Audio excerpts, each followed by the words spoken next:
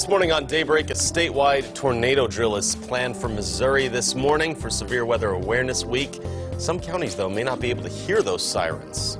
And Springfield City Council expected to provide an update today to provide some more clarity for medical marijuana in the city. Plus, after several disturbing videos involving children at daycares in the state, Governor Parson takes action. We'll explain about that and more coming up this morning on Daybreak. Good morning and thanks for waking up with us. It is Tuesday, March 5th. I'm Lauren Barnes. I'm Joe Morano. Another day not really above freezing either, right? Not above freezing. I'm thankful, and this is kind of sad to say, that I'm seeing double digits back there. Barely, but at least it's not, what was it, 3 yesterday? Yeah, that's right. It's a start, right, Elisa Raffa? An improvement. Yes. 3 degrees was our low yesterday. Still 5 degrees above the record, so we didn't hit records yesterday.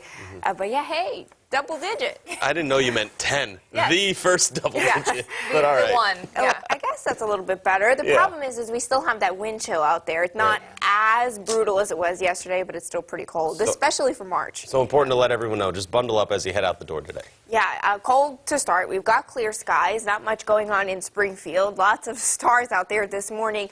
But again, temperatures are only at 10 degrees. West winds at 7 miles per hour. Temperatures are technically a good 5 degrees warmer than they were yesterday. It's not as brutal. 7 degrees right now in Rolla, 10 in Springfield, 12 in Branson, and 9 in Monette. Winds are out of the west, about 5 to 10 miles per hour. Wind chill is still pert. It feels like -1 in Springfield, -7 in Rolla, and 1 degree in West Plains. So max warming needed here on the coffee meter this morning. It is brutally cold out there. Lots of layers. We don't have wind chill advisories because we don't have the wind chills as brutal, but it's still, of course, frigid cold. Hats, gloves, mittens, and scarves. Green light conditions on the roads today. Things will be dry, just still cold. We're looking at temperatures below freezing through the day. 31 degrees by dismissal will feel like the teens and 20s. We're tracking a warming trend in the 7-day showers and thunderstorms by the weekend, and Severe Weather Awareness Week continues with tornadoes today. Details on all that coming up in Daybreak. Bringing you a new story this morning with nearly 24 people dead and more missing after a series of tornadoes that happened Sunday in Alabama. Yearly tornado drills just as important as ever. That's right. Hannah Zettel explains that students across the state today will practice tornado safety. Joe and Lauren, citizens in Alabama reportedly had been warned of that tornado 20 minutes before it hit. Tornado sirens are often the first warning before the natural disaster hits, and Missouri students will learn that and how to protect themselves this morning. Winter is over and severe weather season is coming. March marks the beginning of severe weather season in the Midwest, with the increased possibility of flooding, hail, lightning, and tornadoes. It is a monster, but it is on the ground in full force. A series of tornadoes that took place in Alabama and Georgia this week left nearly 24 dead. The damage is significant. I would put it into a category of catastrophic. That's over twice the number of people killed by tornadoes in 2018. As we have already seen, this year could become a very bad tornado year, so let's get ready for it. Schools across the state will participate in tornado drills starting at 10 a.m. today. Steve Runnels of the National Weather Service says that drills remind us of the increased threat during severe weather season and the best ways to protect yourself. In the event of a tornado, below ground or in a storm shelter is the best option. These are places to survive 200-mile-per-hour winds. Some rural areas of the state that have older sirens made the decision not to sound tornado sirens today because sounding the siren during below freezing weather can damage the unit. In the years since natural disasters in Joplin and Branson occurred, warning teams have worked to improve accuracy by confirming tornado threats earlier. So we are upgrading our radar. We've worked with our storm spotters to make sure that they're available to give us that information that our warning operators need to say. A confirmed tornado is on the ground, take shelter immediately.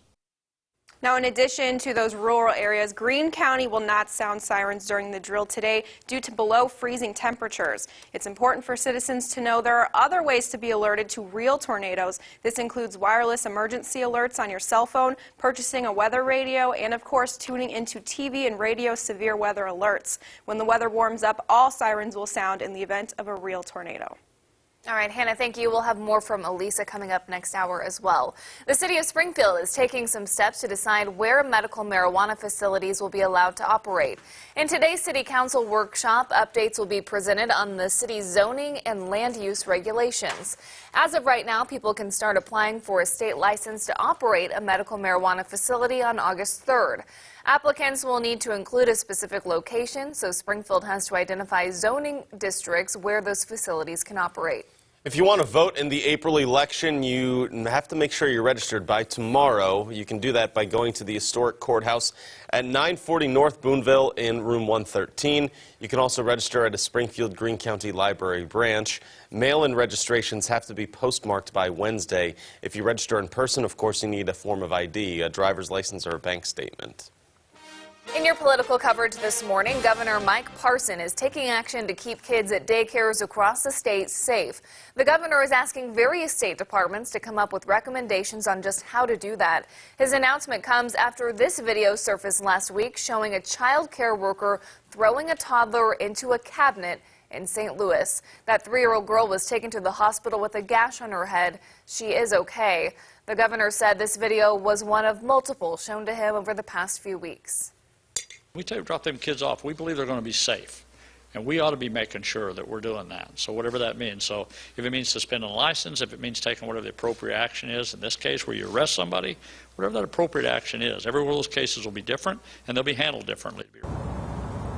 2 workers at the Brighter Daycare Center in St. Louis were charged with abuse in that case. Now the Department of Health is taking steps to revoke that center's license.